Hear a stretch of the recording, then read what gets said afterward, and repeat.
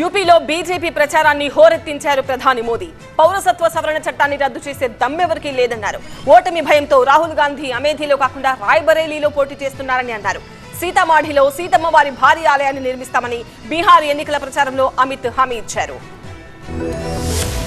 లోక్సభ ఎన్నికల ప్రచారం మరింత వేడెక్కింది. ఈ నెల 20న జరిగే 5వ విడత పోలింగ్ లో హేమాహేమీలు బరిలో ఉన్నారు. మోదీ గ్యారంటీలకు సిఏఏ చట్టం అమలే నిదర్శనమన్నారు ప్రధాని మోదీ. ఉత్తరప్రదేశ్ లో ఆయన సుడిగాలి ప్రచారం చేశారు. అజంగఢ్, జౌన్పూర్ తో పాటు పలు సభల్లో ప్రసంగించిన మోదీ ఓడిపోతే సిఏఏ చట్టం కూడా పోతుందని ఇండియా కూటమి నేతలు అంటున్నారని, కానీ ఆ చట్టాన్ని రద్దు చేసే దమ్మెవరికైనా ఉందని ప్రశ్నించారు. సిఏఏతో శరణార్థులకు తాము న్యాయం చేస్తే కాంగ్రెస్ తో సహా ఇండియా కూటమి నేతలకు నచ్చడం లేదన్న మోదీ, సెక్యులరిజం పేరుతో కాంగ్రెస్ పార్టీ 75 ఏళ్లుగా హిందువులు ముస్లింల మధ్య ఘర్షణలు సృష్టించిందని తీవ్ర ఆరోపణలు చేశారు. అమేథీలో ఓటమి భయంతో రాహుల్ గాంధీ రాయ్బరేలీలో పోటీ చేస్తున్నారని విమర్శించారు. వచ్చే 5 ఏళ్లలో తాను, యోగి యూపీలోని పూర్వాంచల్ ప్రాంతం దశ దిశ మారుస్తామని తెలిపారు. యూపీలో ఇండియా కూటమికి ఒక్క సీటు రావడం కూడా గగనమే అన్నారు. భారత్ ను అభివృద్ధి చెందిన దేశంగా మలిచేందుకు తాను ప్రతిజ్ఞ చేశానని, అభివృద్ధికి గ్రోత్ ఇంజన్ గా పూర్వాంచల్ ప్రాంతం నిలుస్తుందని అన్నారు. అయోధ్యలో రామమందిరం నిర్మించామని, బీహార్ లోని సీతామాఢిలో సీతమ్మ వారి భారీ మందిరం నిర్మిస్తామని కేంద్ర హోంమంత్రి అమిత్ షా ప్రకటించారు. రామమందిరం ప్రతిష్టకు హాజరు కాని వారు ఆ పని చేయలేరని స్పష్టం చేశారు ఆయన.